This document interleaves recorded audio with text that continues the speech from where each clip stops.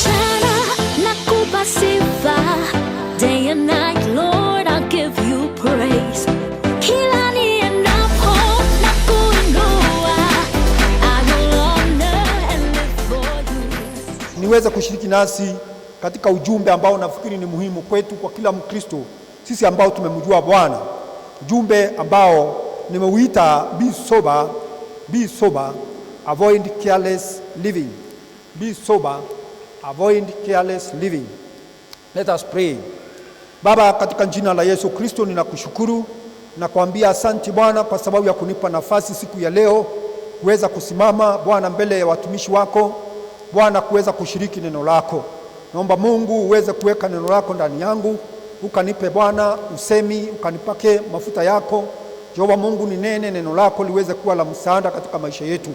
Naomba katika jina la Yesu Kristo, baada ya kusikia hili neno Bwana, maisha yetu yatabadilika kwa sababu neno lako liko na nguvu. Kwa hivyo naomba kwamba uchukue ushukani, uniongoze, unilinde, na Bwana neno likaanguke mahali palipo na rutuba, likazae matunda kwa utukufu wa jina lako. Katika jina la Yesu naomba nikiamini. Amen. Kwa hivyo naamini kwamba ninapoongea kuhusu kuweza kuwa umesimama na msimamo ambao unaeleweka na unakuwa kwamba you are alert and sober katika hali ya kumtumikia Bwana, si jambo mpya ambao unanena kwetu asubuhi ya leo ama adhuhuri ya leo.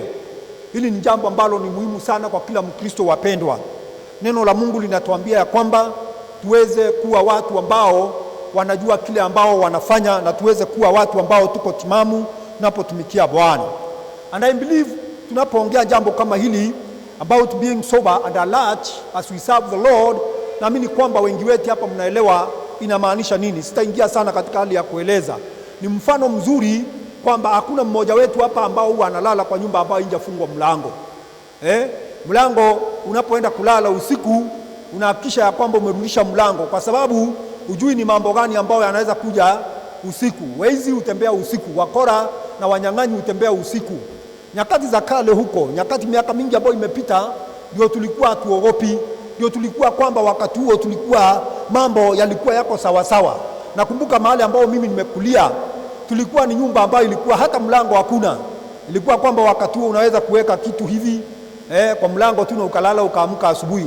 Lakini siku hizi naelewa kila mmoja wetu kwamba particularly in Nairobi unahitaji kwamba ujiangalie sana. Unapata kwamba wakati mwingine una mlango wa chuma, kuna mlango ya mbao, unahakisha kwamba you have taken care of everything. Siku nyingine juzi niliangalia mtu akiingilia kwenye dirisha, walikuwa wameweka ka clip mahali. Dirisha hizi tukawa tunahonywa kwamba hakikisha kwamba wakati unaponyegewa nyumba, dirisha, huyo jamaa alinishangaza, hata nafikiri bado iko hapa. Anaingilia mahali pandogo sana. Kuna vile anaingia vile dirisha imekatwa hivi, yeye anajiweka at the same angle na anaingia hivi. Alikuwa ameshikwa, so akaambiwa kama demonstrate uliingia namna gani. Mahali padogo tu hivi anaingia ndani. So tunaambiwa kwamba sasa hivi wanatengeneza madirisha, hakikisha kwamba umeangalia hiyo dirisha isiwe kubwa kiasi. So tunahitaji tuelewe ya kwamba wapendwa, mambo haya yako, ya kwamba mambo haya yanafanyika, kwamba ukora na unyang'anyi hupo. So we make sure that tumeprotect maisha yetu vizuri. Tunakuwa we are alert and we are sober. Now the word sober inamaanisha ya kwamba wewe ni mtu ambaye si mlevi, ni mtu ambaye hujachanganyikiwa, ni mtu ambao uko sawa sawa, uko katika akili yako iko timamu. Kwa hivyo maandiko yanatuambia kwamba you are sober. Wewe ni mtu ambao hukulewa. Somebody who is drunk is not sober. But hapa maandiko yanakuambia kama Mkristo uweze kuwa kwamba hujalewa. Wakati mwingine unaweza kulewa kikristo, ukaweza kulewa kihali, ukawa kwamba haujielewi. Mungu anakuambia kwamba ujielewe kama mtumishi wake, kama mtoto wa Mungu, hukae wakati wote huko sawa sawa. Haujalewa na mambo ya dunia hii, umesimama timamu. Jina alertness pia inamaanisha kwamba wewe ni mtu ambao unakaa kama askari. Unajua kuna wale watu ambao tunasema kwamba wanasimama kule kwenye mlango. Wakati mwingine unapata kwamba kwenye vijiji huku kuna watu ambao tumeweka wakati mwingine wanatembea. I remember one time wakati ambao tulihamia mahali pengine, tulikuwa tunatembea usiku kuhakikisha ya kwamba mahali pako sawa sawa. So unaambiwa kuna hao wanaitangwa vigilante groups ambao wanakuwa kwamba ni vikundi wamejipanga kuangalia hali ya watu, ama askari ambao mweka pale kama bawabu mlangoni. Huyu mtu ni mtu ambaye yuko pale na ako very alert, alali. Kuna kipindi kingine ilikuwa inatembezwa kwa TV, wakati mwingine unapata jamaa anaweka tochi inakaa ikiangalia, akijaribu kueleza kwamba hiyo tochi inamulikanga vizuri, kwamba inaangalia on behalf of the watchman. Lakini ni kwamba tumeambiwa wapendwa, tuweze kuwa watu ambao tuko timamu wakati wote, tunakaa kama askari ambao tunajilinda, tukijua kwamba anything can happen in our lives. So Wakristo wengi siku hizi wapendwa, hawana huo msingi. Mungu ametuonya. Nataka tuangalie in the book of Mark chapter 13. Mark 13 ukisoma kutoka mstari wa 33. Kitabu ya Marko mlango ambao ni 13 kuanzia mstari 33, tutaweza kusoma hapo kwenda mbele mpaka 37. Inasema take heed. Nasoma katika King James Version. Nasema take heed, watch and pray, for you know not when the time is. For the Son of Man is as a man taking a far journey, who left his house and gave authority to his servants, and to every man his work, and commanded the porter to watch. Watch ye therefore, verse 35, for you know not when the master of the house cometh, at even, or at midnight, or at the cock crowing, or in the morning, lest coming suddenly he finds you sleeping. And what I say to you, I say to all, watch. Ukiangalia haya ni maneno ambao wapendwa yanatoka katika kinywa cha Bwana Yesu Kristo. Maneno ambao ni maneno mazito. Maneno ambao ni maneno ambao yanatupatia honyo kubwa. Wakati mwingine mpendwa, unaposikia Bwana Yesu akinena, unaposikia akinena kwa maandiko, unahitaji utafakari jambo hilo. Jambo hili liko kwa uzito kwa moyo wake, ni kwa sababu alikuwa anajua kuna Wakristo ambao wanakaa tu maisha yao hawajali. So akaamua kuambia kwamba siku ya Bwana yaja. Siku ya Mungu itakuja kwa wakati ambao wewe haujui. Siku ambao wanasema kwamba si malaika mbinguni, hata yeye mwenyewe anasema vile Baba anasema ndivyo atakuja. So hakuna mtu ambaye anajua ni siku gani Bwana atakuja. Lakini unapata kuna Wakristo wapendwa, tumeonywa kwamba tuweze kuwa watu ambao wako akili timamu, haujalewa na mambo ya dunia hii. Wakati wote uweze kuwa huko chonjo, uweze kuwa huko chonjo, huko gagari wakati wowote, kwa sababu unajua anything can happen at any time. The Lord is coming back.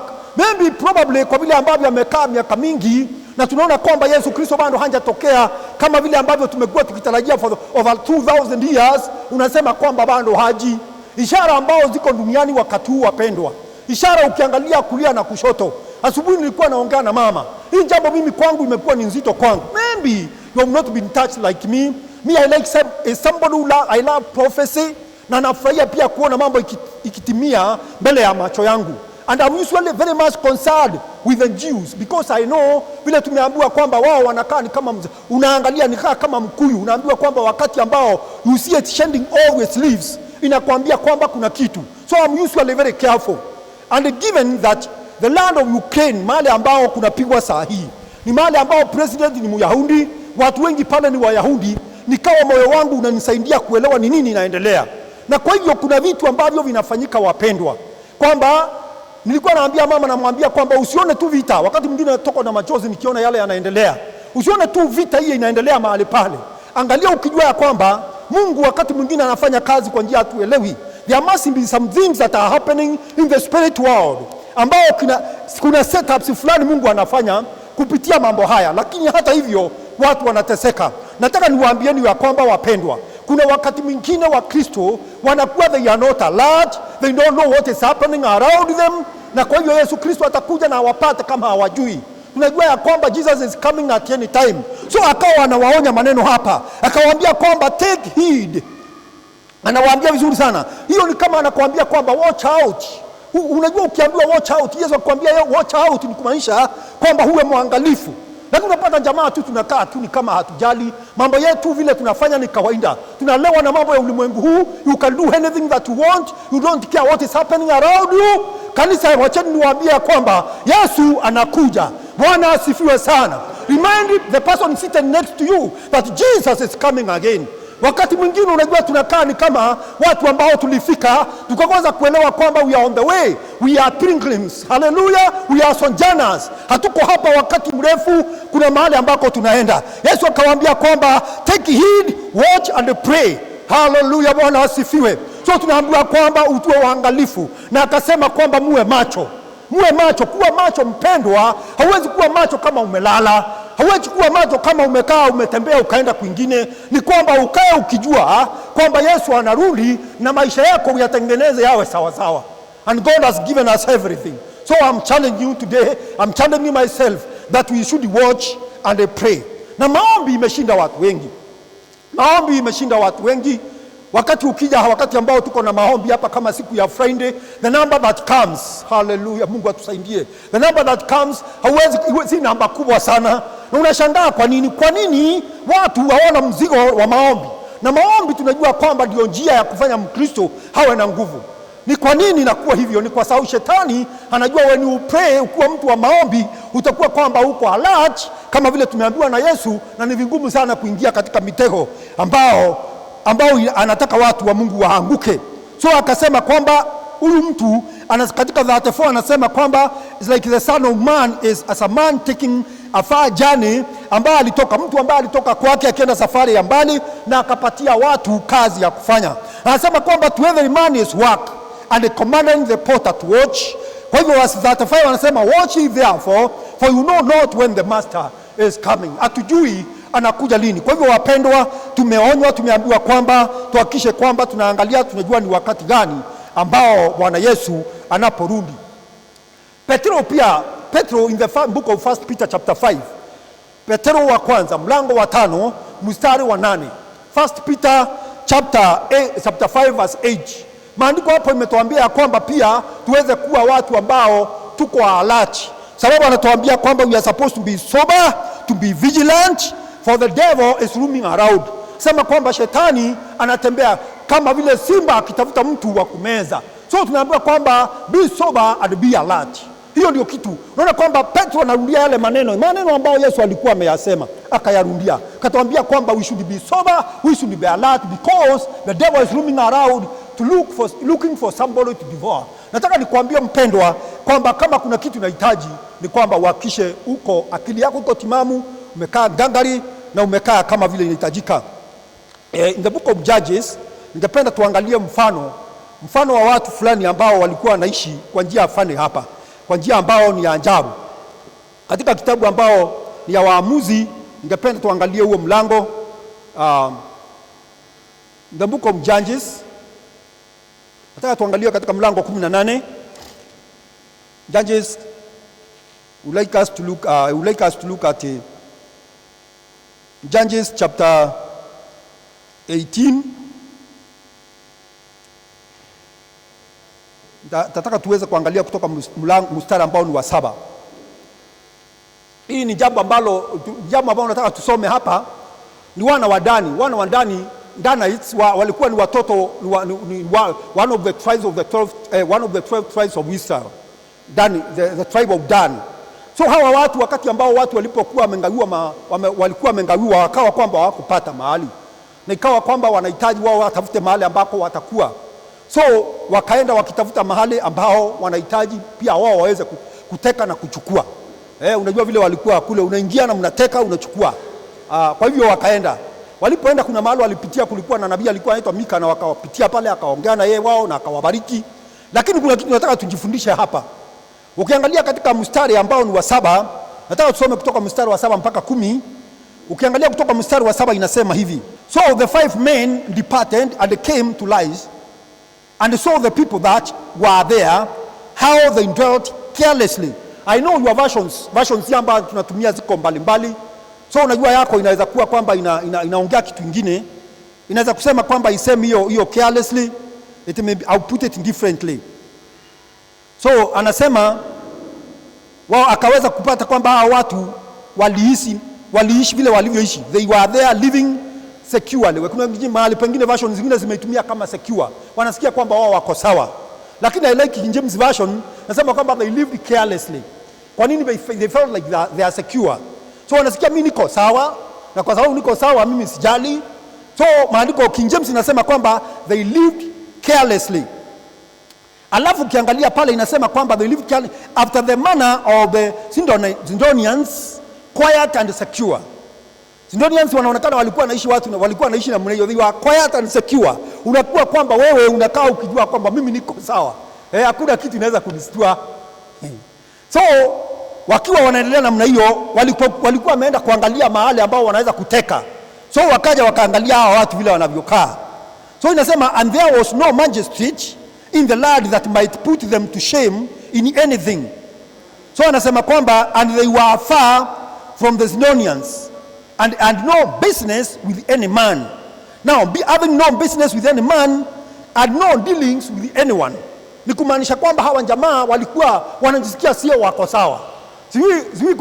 Unajua kuna watu wapendwa ambao wanaishi maisha kama hii. People who are so independent, they feel mimi niko sawa.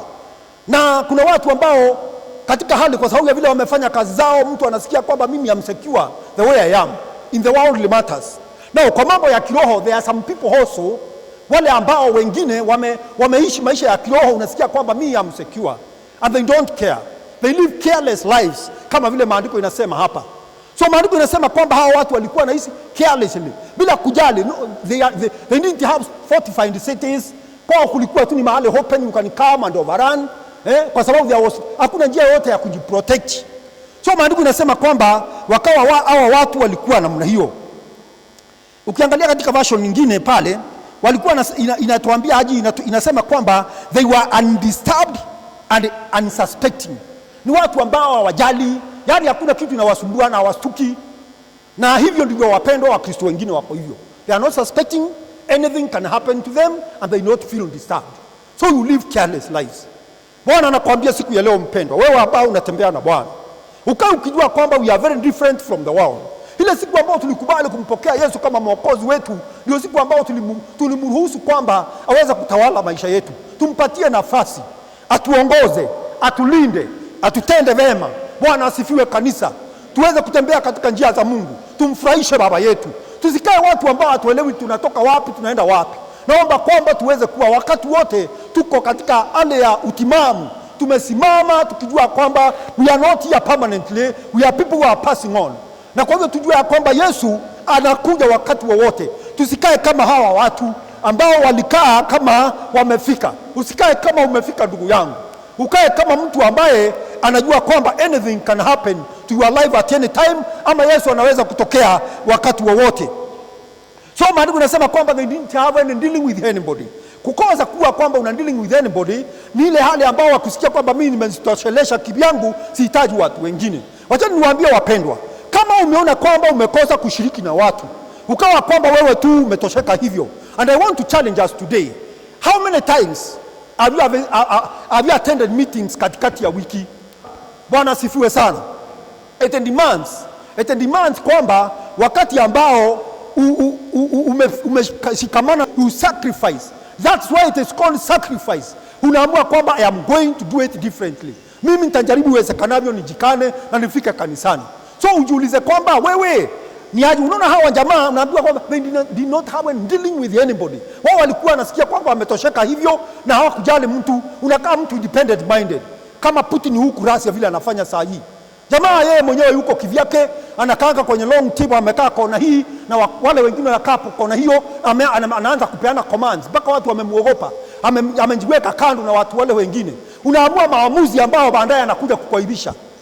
Ndugu yangu, wacheni niwaambie kwamba unahitaji kama Mkristo uweze kukaa karibu na watu wale wengine. Bwana asifiwe. Ushiriki na watu wale wengine. Kaa kanisani, huo umezingirwa na wapendwa. Let us be accountable one to the other.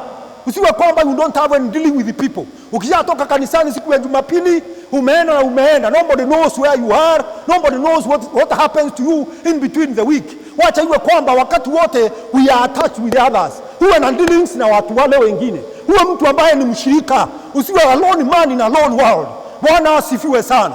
Because maisha haya according to the book of Hebrews chapter 10 verses 24 and 25 inatuambia ya kwamba hatuwezi kwenda mbali kama haushiriki na watu wale wengine. Hawa jamaa wakawa wamejifanya wao wametosheka. They lived a careless life. Ikawa kwamba wamesikia wako sawa sawa, hawahitaji watu katika maisha yao, na mwishowe walikuja kutekwa. Na wewe pia usipokuwa mtu ambaye ni mwangalifu katika maisha yako, shetani ambaye anatembea atakuja kufanyia kazi. I challenge you today. Be alert. Yesu alisema kwamba watch and pray. Bwana asifiwe sana. Let us be alert at all times. Usikae kama mtu wa dunia. Wewe ni tofauti. We are not like the world. We are different. Hallelujah. Bwana asifiwe. So maandiko inasema kwamba hawa jamaa walikuwa wanaishi na maisha yao namna hiyo. They were living the way they want. They did not care what people said. They had no business with any man. And the Bible continues to tell us, walipoenda kufika kwao, and because they were spying the Lord, the 5 men who are going round, wakaenda wakaulizwa, mmeonaje? What do you say? Mmeona namna gani huko? This is the report they brought. And they said in verses 9, and they said, arise that we may go up against them, for we have seen the Lord, and behold, it is very good. Hello, and wakasema kwamba and are ye still, be not slothful to go and to enter and possess the Lord. Wakawa wanamwambia kwamba aji hapo katika mstari ambao ni wa 9, sema kwamba they said, come, let's attack them, for we saw their Lord, and it is very good. You seem lethargic, but don't hesitate to invade and conquer. Anaambiwa kwamba tumeona hawa watu, they are living carelessly. Hawa watu wanasikia wamejitoshelesha. Hawa watu hawajali vile wanavyokaa. Akawaambia kujeni, akawaambia kwamba don't be sluggish. Msiendelee kuwa na unyonge na udhaifu hapa. Twendeni, hiyo nchi tumeona ni nzuri, tuichukue. Bwana asifiwe. Shetani naye pia anakutafuta ndugu yangu, wakati ambao unakuwa kwamba haufanyi mapenzi ya Mungu. Wakati unapokuwa kwamba you are not alert, wakati ambao unakuwa you are not sober, haungojei Bwana, hauko alert kwa maisha yako ya Kikristo, shetani anakutafuta na anataka kukumaliza. Kwa hivyo ni lazima uinuke, useme kwamba unyanyuke, useme kwamba kuanzia leo mimi nitakuwa mtu ambaye ni kwa alert, na kuna mambo unahitaji ufanye. Kitu ya kwanza unahitaji ufanye ni kwamba uamue, mimi kuanzia siku ya leo nataka kumfuata Mungu wangu na nifanye mapenzi yake. Now there are many Christians ambao wanaishi carelessly. Njia moja ambao unapata wanaishi carelessly ni kwamba mtu aogopi dhambi, you can just do anything. Unapata kwamba kuna mahali, there are some areas, tunasema terrain zingine ambao as a Christian you need to be very careful. Unaweza kwenda ukajiingiza katika mambo ukapata kwamba umetoka na mambo makubwa huko, ikawa kwamba ni mambo ya kukula maisha yako yote. Be very careful how you walk.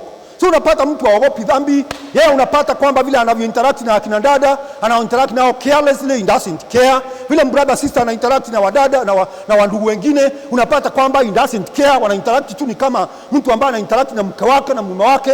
Unapata kwamba in the process, katika ile hali ya interaction, unaingiana na yeye mpaka unapata umeanguka kwenye dhambi. Kuna watu tembelea wengine usiku. Unapata kwamba ndugu ametoka akaenda. Hata kama umeoa, nataka kukuonya katika jina la Yesu. Aenda kutembelea mke wa mtu usiku. Unapata kwamba jamaa ameenda hapa, ameenda kalia kiti na akaekelea mguu na mnaini kama hako kwake. Hajui kwamba uko kwa nyumba ya mwenyewe.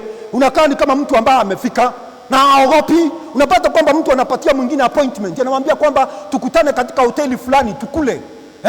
Na tuchome nyama choma tukule pamoja. Ukienda unapata kwamba jamaa amekaa na mke wa mwenyewe, amekaa pale na yeye amekaa hapa, wanakula nyama wanakatakata na hajali, na wanaendelea hivyo, na hiyo nyama anakula hapo nyumbani, mke wake anakulanga sukuma. Unapata mambo mengine yanafanyika, unashangaa ni nini inayoendelea. Unapata kuna urafiki inaendelea hapo, unaishi carelessly. You know what we are telling us? You are living carelessly like these guys in lies. Walikuwa naishi careless, hawajali, naishi maisha vile wanataka. But I want to tell you, you are different. Wewe sio mlimwengu, wewe ni mwana wa Mungu, wewe umeokoka, uweze kuelewa namna hiyo. Kuna watu wengine ambao tunapoteza makanisani. Unasikia kwamba wandugu wengine wameacha kanisa, jaribu kuangalia ni kitu gani imefanyika, anaanza kupeana excuses zingine. Sijui nilikwazwa na mtu, sijui ukifuata vizuri, ndugu yangu, haliishi maisha ambao tunakanya hapa. Kaa kama mtu anajua kwamba wewe ni mwanajeshi. Bwana asifiwe sana. Kaa kama mtu ambaye anajua wewe ni mtoto wa Bwana. Usikae kama mtu ambaye hajijui, hajielewi vizuri. Pata kwamba mtu amekaa tu careless namna hiyo, ulibackslide kitambo, unakaanga kwa nyumba ya Mungu. In the church kuna watu group 3 kwa kanisa. Kwanza kuna kuanga na the core group. Watu ambao tunajua kwamba the 20% of people who are totally committed to the things of God. We call them the core group. Number 2, we have got the congregation. Congregation ni Wakristo ambao wamejitolea kwa Mungu. Generally we know these are chants of God. But then we have got what we call the crowd. Kama vile nahubiri namna hii. Kuna wengine wanaweza kujua hujui mtu amekaaje, anaishi namna gani. You live in the crowd for so long. Unakaa katika crowd miaka mingi au badiliki. Don't you consider what happens. Wakati mwingine mtu amekaa kanisani miaka, you have been preaching. I have been teaching the word of God in this church for many years. And then after 5 years, 10 years, jamaa amekuwa tu hapa, unapata jamaa ndio anakuja. Anasema nani anataka kuokoka? Unapata jamaa ndio after 10 years, 5 years, pata jamaa ametokelezea. Watu wanapanua midomo wako kushangaa. Huyo ndio usimkana nafikiri ameokoka. Ni kwamba yeye tu anakuanga tu hapo na neno limehubiriwa na halijawahi kumuguza. Wacha niwaone wapendwa. Supposing Jesus came, what would have happened? I want to challenge you today. Be alert and sober. Hallelujah. Be alert and sober, tumikia Mungu wako. There are some people who backslid long time ago. Alirudi nyuma kitambo. Na let me tell you, kurudi nyuma, backsliding haianzangi wakati ambao mtu amerudi nyuma akatenda dhambi ya uzinzi ama akaiba mali ya watu ama ukapata jamaa amebeba kuku inasema gwe amebeba. Haikuanza siku hiyo. Alikuwa amerudi nyuma kitambo. Inaanzanga pole pole. Unaona kwamba kama ni mzee anakujanga kwa nyumba alikuwa anakuja nyumbani ukiingia nyumbani mzee anaingia nyumbani very early in the evening. Na sio kwamba kazi imebadilika, ni ile tu. Na sio kwamba kazi imekuwa ngumu, hapana. Hajawahi kuambia wewe ni kitu gani kinaendelea. Unaona jamaa alikuwa anakujanga saa 12, saa 1 yuko nyumbani. Pata jamaa angeuza siku hizo anaingianga saa 4. Next unasikia jamaa ameingia mlango saa 6 usiku. You wonder where is this guy coming from? Kama kesi nyingine ndugu mwingine aliniambia niliamua kufungia yeye nje. Sasa inaenda the opposite. The person who is coming late now ni mama. Anakuja usiku very late. Mama mzee anamwambia kwamba na unatoka wapi? Akijaribu kuelezea sababu zake. But unapata kwamba unafungiwa nje usiku. Sasa wewe mama hana uwezo wa kufungia wewe nje, unakanyanga hata mlango kwa mguu uingie ndani ukae.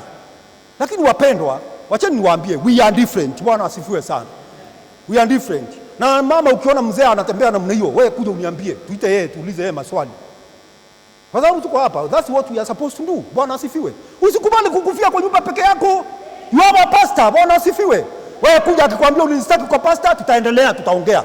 Na ujilete kabla hujaongea na yeye, ongea na yeye uone kwamba akusikii. Hita yule aliwasimamia kwa harusi ama rafiki wa karibu, ongee kidogo, uone asikii, basi mlete kwetu. Ukimleta kwetu tutaongea na yeye, tumuulize brother, what is going on? Ni kitu gani ambao kinaendelea? Sababu some families are suffering. Jamaa, anyway, I want to believe that we are born again. Bwana asifiwe.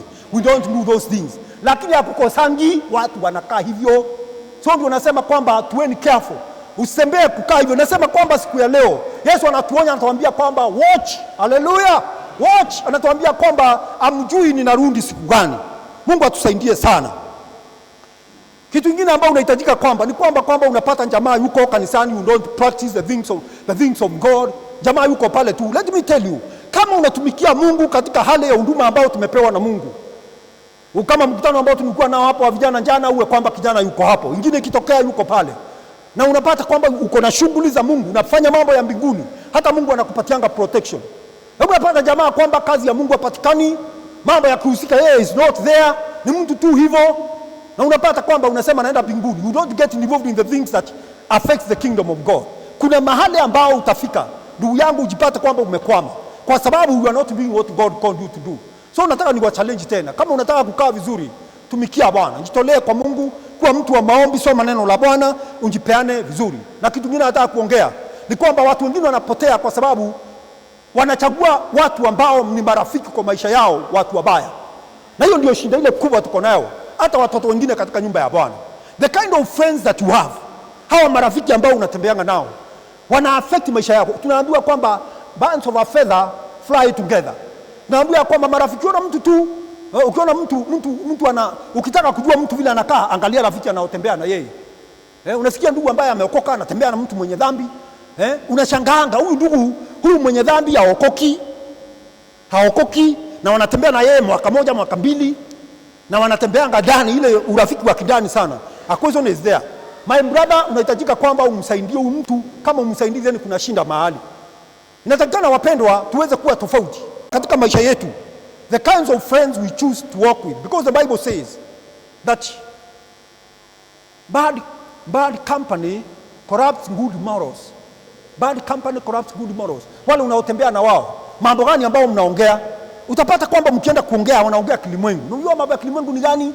Wakati unataka kuongea mambo ya utakatifu na mambo ya kumcha Mungu na mambo ya kutumikia Mungu, wao wanaongea vile mtu alitembea mahali pengine akaiba ama akafanya unjanja ama akatembea kwa mambo ya usherati na wao uko pale tu nasikiza namna hii. Wacha nikwambie ndugu, kama wewe ni mtu ambao unamcha Mungu, hakikisha kwamba mambo kama haya umekaa mbali na yao na hayo. Kuna ndugu mmoja rafiki yangu, na mimi atanisikiza wakisikiza katika online, na nitaongea hii sio kitu ya siri, sababu nilimkemea huyu ndugu wakati ambao aliokoka na akaanza kutembea na Mungu na akawa amepata mizizi. Mimi nilimwambia, ndugu, kama wewe umeokoka namna hii na you are earning a salary, nikamwambia my brother, enda tafuta nyumba yako ukae. Tafuta nyumba yako ukae. Hiyo nyumba ambayo unakaa, walikuwa wanakaa na ndugu yake ambaye hajaokoka. So he comes to me and tells me, ananiambia brother Chokera, then I was not a pastor. Ananiambia brother Chokera, ile nyumba mimi nakaa na ndugu yangu. Na ndugu yangu na kijana mwingine. Na wao usiku naona wanaleta wasichana. Sasa mimi niko kwa hii kitanda na hiyo analala kwa hiyo kitanda kingine. Nikamwambia ungehama jana. Hapo si mahali pa kukaa. Wewe una earn salary, you should look for your own house. Hakunisikia, siku nyingine aliletewa yake. He never listened to me. Mwisho anakutana na jamaa amekuwa baridi, nywele zimenyolewa, anamuuliza ndugu, ni kitu gani kimefanyika? What has happened to you? Ndugu, kumbe alishapotea njia. Nikajaribu kumuongeleza, hakunisikia. Siku nyingine nilikutana na yeye kama anapiga sigara. Moshi inapanda juu. Sasa mimi nikivuka naona moshi hivi, nikiangalia naona ni my brother ndio huyu. Kuniona anaiangusha tena kwa miguu yangu. Mwambia ndugu, hakuna haja. Hii ni vitu gani unafanya? Mwishowe akatoka kwa sigara akaingia kwa ile kubwa. Kichwa nikarukia na macho imetoka hivi, anakuangalia na mnamwambia ndugu ni aje. So siku moja nikiwa natembea na yeye hivi, tukitembea kwa njia tukitoka kazi, naenda napata kwamba polisi tunapatana, polisi watatu wanakuja na bunduki, wale ambao wanakuanga wako patrol. Wanamjua kumbe. Kufikana na yeye nasikia naona mjamaa ameshikwa mkono akatolewa kwa kando. Nikaona wameenda na yeye na mimi sikuongea na kwenda zangu. Sijui ni nini inafanyika, sijui ni kitu gani kimekuwa kiendelea. So nikajua kwamba huyu ndugu nakwambia, huyu ndugu ni ndugu alikuwa amejitolea. Ni ndugu alikuwa amejipeana kwa Bwana. Huyu ambaye alikuwa ameokoka ile uokovu ambao tulikuwa tunaogopa tukiwa tuko chuo. Kwa nini?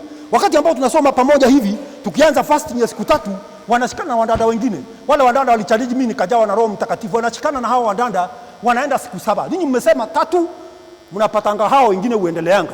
Ndugu alikuwa very serious with the things of God. But sasa ziko wapi? I'm telling you. Bwana Yesu anatuambiaje kwamba watch, Bwana asifiwe. Watch, usiwe tu unakaa tu hivi nde. Unapata jamaa ametembea na watu wa dunia hii, ni kama wakishout na yeye tu unasema ndugu. Hata wewe ulikuwa hapo. Sasa ingine ukipitia hivi unashanga, unaona jamaa ameangalia chini. Wewe usiniogope, unajua mimi pia nilifanya vituko kama hizo mwanzo. Wakati wa uokovu ambao sikuwa najua, nimewahi kuwapatia hiyo story tena. Wakati ambao unajua wakati wetu tulikuwa kwenda kuona sinema ni dhambi. Hiyo ni kitu cha kwanza. Sisi unajua hivyo mzee, kuona sinema ilikuwa dhambi. Unaona hivi tunaangalia siku hizi, my brother ati unaenda sinema ati jioni, ati ile ilikuwa unajua kuna gari kalikuwa kanatembea, gari ilikuwa inatembea ya inaitwa communication something. Ministry of ilikuwa VOK. Si ndio mnakumbuka hiyo? Hiyo gari ilikuwa inatembeanga kwa kijiji. So mimi sasa nimeokoka nilikuwa mdogo hivi, lakini sasa bado nimeambiwa kwamba kuona sinema ni dhambi. Sasa mimi nasema Bwana, tapita na sinema. Na sasa hiyo unapata kwamba pia nilipanga nimeokoka hivi karibuni na bado kiraiko unavuta. Nikalea kwa. Sasa siku moja bado sijawacha kiraiko, nimeokoka hiyo miezi ya hapo. Sijawacha kiraiko, lakini mwalimu wangu wa Sunday school anajua. Yeye alikuwa mtu mkubwa kidogo. So nimetokelezea hapo, natoka kwa barabara ile kubwa inaenda na magari ndio hii, na barabara ya kutoka kwetu inatokea hapa. So mimi natokea hapo na unaweza kwanza nataka kuvunja sheria, naenda kuona nini? Sinema. Na naomba Mungu anisaidie zikutane na pastor ama nikutane na mwalimu wangu wa Sunday school. So nikapita hivi. Sasa ile napita hivi, Francis ndio huyu mwalimu wangu. Ametokelezea hapa na karaiko napiga karaiko na naenda wapi? Vitu dhambi mbili zimefuatana connect that. So karaiko naangusa chini na kurudi. Na yeye ameniona. In fact hapo, let me tell you church, hiyo ilikuwa my turning point. That day was my turning point. Nenda nikasoma maandiko na Mungu alinipeleka hapo tu direct soma. Sijui kwa nini alituma hiyo maandiko. The following day ikaniambia ogopa, usiogope mtu, lakini ogopa yule ambaye ako na uwezo wa kuua mwili na moyo na roho akapeleka motoni. Hiyo nikasema from today sivuti sigara tena. Nataka niwaambie wapendwa, kuna watu wako namna hiyo. Sasa sisi nataka nikuonye kama wewe ni mtu ambao unaopanga mchungaji, ama kuna vitu fulani ambao unafanya Kama Yesu akitokea hapo utatoroka, ama useme dunia ni meze, ujue kwamba unahitaji ufanye kitu kuhusu maisha yako. There are some of us who live maisha ambao ni ngiza, opaque life kind of, ndugu elewekaji. Ndugu, be transparent. Transparent before God and before brethren. Usikae ni kama hawa watu ambao walisikia careless lives, na mwisho maandiko inasemaje? Nasema hawa watu walikuja, alikuwa anawaambia kwamba kujeni, let us go and enter and possess the land. Na maandiko inatuambia kwamba later that's what exactly they did. Walikuja wakawateka. Na wewe pia utatekwa na shetani. Ukiendelea namna hiyo utashikwa. So my challenge to us today ni kwamba tujitoleeni wapendwa. Tujitoleeni kuwa karibu na Mungu. Kuwa karibu na Mungu ni uwe mtu wa maombi, uwe mtu ambao ni wa kufunga na kungoja Bwana, uwe mtu wa kusoma neno la Mungu, uwe mtu wa kuja katika Bible study, na uweze kuwa mtu ambao ni wa kuhusika katika mikutano na fellowship za watu wale wengine na wapendwa wale wengine. Uwe kila wakati uko karibu na Mungu na umuogope Mungu kwa maisha yako, na utapata kwamba utaenda mbali. Lakini kuwa mtu ambaye umejitosheleza vile tumeambiwa na maandiko, ukawa mtu ambao unakaa kivyako mwezi mwaka, unakaa tu ni kama uko lone man, na kuambia kwamba safari hii hautaiweza, na kuomba katika jina la Yesu ubadilike. Siku ya leo uamue kwamba mimi am going to change, I am going to be sober, I am going to be alert, I am going to serve the Lord. God bless you. Bwana wabariki sana. Asante. Thank you.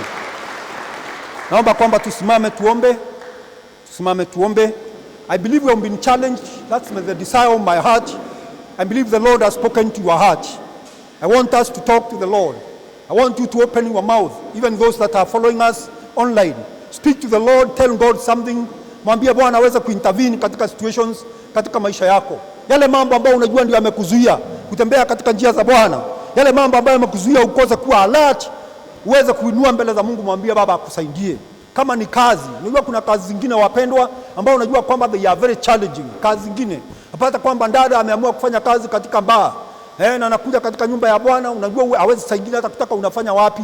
I want to pray for you. If you are here or you are online listening to me, God is going to open a better door for you in Jesus name.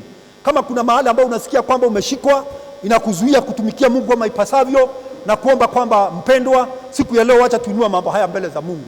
Kama kuna mahali ambao umeshikwa, unajua kwamba you are not walking right, God is going to have mercy on you. If only you are going to be truthful before God. Let's raise up our hands before God, and also let us also worship. Let us tell God something. Omba Mungu msamaha mahali ambao unajua kwamba ukutembea vizuri, mahali unajua kwamba hujatenda mapenzi ya Mungu, mahali unajua kwamba umetenda dhambi, mahali unajua kwamba hujafanya yale Baba ametarajia kutoka kwako. There has not been alertness. You have been living carelessly. You don't care how you walk. The Lord is telling you today, watch and pray. Hallelujah. Father, I thank you and I bless you. And my Lord, you have spoken to us today. You are telling us, Lord, that we have to be careful how we walk, my Father. We should walk in holiness. We should walk in righteousness. We should walk in the fear of the Lord. We should walk in purity, Jehovah God. You are telling us, be alert, be sober, for the enemy is looking to bring you down. But my Father, I want to thank you that your word stands forever. You changes not, Lord. As you are with Moses, Lord, so will you be with us. As you protected the church, my God, so will you protect us, Jehovah God. Those that are willing to follow, those that are willing, Jehovah God, to do your will, those that loving God are desiring, my Father, to change. Loving God, I want to pray for your grace in their lives in the name of Jesus. And loving God, we are going to serve you faithfully. We are going to walk in righteousness in the name of Jesus. I lift the church before you, Lord. If there is anyone among us, Jehovah, who my Father has been overcome by negative habits, Lord, who is not doing your will, who is not walking in holiness, who my Father has been taken captive by evil doing, by sin, Jehovah, Father, I want to pray for total change. I want to pray for total transformation in the name of Jesus. Lord, I want to thank you because you remain to be true. I thank you, Lord, because as we call upon your name this afternoon, my Master, you are mercy. Loving God, you are love, and my Father, you are kindness. Jesus Christ will work in our lives. I pray, look unto us with the eyes of compassion and forgive your children, oh Lord. I know we have sinned against you. I know we have gone astray. I know we have not done thy will. Father, in the name of Jesus, I pray, have mercy on your children, have mercy on us, Lord. Forgive our sins, King of glory. Baba, nakwambia ni asante, tuhurumie Bwana, samehe watu wako dhambi Jehova, wacha tutembee kama unavyotunenea. Lord, you are challenging us today that we be alert, that we be sober, Lord, that the enemy, my Father, is looking to destroy us. I want to pray none of us will be destroyed, none of us is going to backslide, none of us will be absorbed by the word, but Lord, we are going to do your will. We are going to walk circumspectively, King of glory. We are going to do what you have called us to do. We are going to be true Christians. We are going to serve. We are going to walk, Jehovah, in your ways, in the name of Jesus. From today, Lord, those that have fallen, King of glory, I pray you hold their hand, lift them up, let them walk in the name of Jesus Christ. There could be some backslider, Jehovah, who are backslidden, mighty Father, and are walking, my Father, in sin, are walking in darkness, Lord. I pray, draw them again back to the kingdom in the name of Jesus Christ. I pray the Spirit, my Father, of forgiveness, the Spirit of love, the Spirit of compassion, Lord, is going to fall on us today in the name of Jesus. Forgive, Lord, forgive. Forgive us for our iniquities. Forgive us, Lord, for our unfaithfulness. Forgive us, Lord, in the name of Jesus. Have mercy on us. Have mercy on us, Lord. Have mercy on us, King of glory. Hallelujah, hallelujah. Rama shakaya tarababo. Rama liba kanta rababo shikada. Rama liba kanta mo shikada. Rama liba kanta kanta mo shikada. Father, I thank you. I bless your name, Lord. My Father, you are God of mercy. You are God of love. You are God who cares. I pray that, Lord God Almighty, you visit us today, Lord, in a special way, Jehovah God. And my Father will live worthy, mighty God of the calling. You will live worthy of your calling, oh God. We are going to realize that we are called, Jehovah God, my Father, to walk all the way to the end. Never going to be inheritors and the heirs of the kingdom. Oh, hallelujah. I thank you, Lord. Ramoshina Babakan, Ramashantara Bababo. In the name of Jesus, I worship you, Lord. I lift up your holy name. I glorify you, Jehovah. You are worthy, Lord. You are precious King of glory. Hallelujah, hallelujah, hallelujah. I worship you. I worship you, Lord. I worship you, Jesus. We love you, Lord. I pray, Jehovah, we will not live careless lives anymore. We are not going to feel independent anymore. Now, Father, I pray we are going to live suspicious. Anything can happen at any time, Lord. We are coming on a day we don't know. I pray, Jehovah God, help us to be alert, help us to be sober, help us to be ready at all times. In Jesus' name. Hallelujah. Hallelujah. Hallelujah. Thank you, Jesus. Thank you, Master. Thank you, King of glory. Hallelujah.